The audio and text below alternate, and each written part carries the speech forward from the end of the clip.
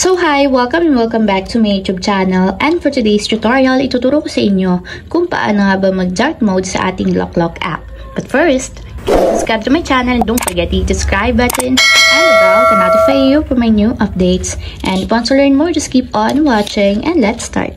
So ayan guys, for today's video, i-open lang natin ang ating Lock account or yung ating Lock app.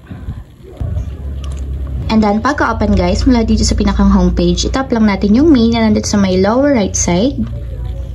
And dito guys, sa inyong profile ng Lock, i-scroll up lang natin. And tap natin dito guys yung settings. So, nandito siya sa inyong preferences.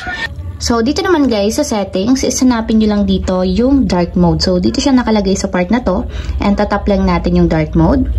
And dito guys, pwede nyo nang palitan yung appearance ng inyong Lock app. So, kung gusto nyo siyang gawing dark mode, itap nyo lang yung dark mode. And automatic guys na mapapalitan na yung ating screen or yung appearance ng ating Lock app. So, naging dark mode na siya. So, ayun lang guys. Ganun lang kasimple kung paano nga ba mag-dark mode sa ating Lock app. If you have a question, click comment down below and don't forget the subscribe button and the bell to notify you for my new updates.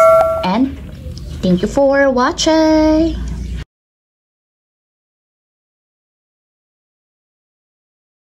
Living life, every day, late at night, not okay.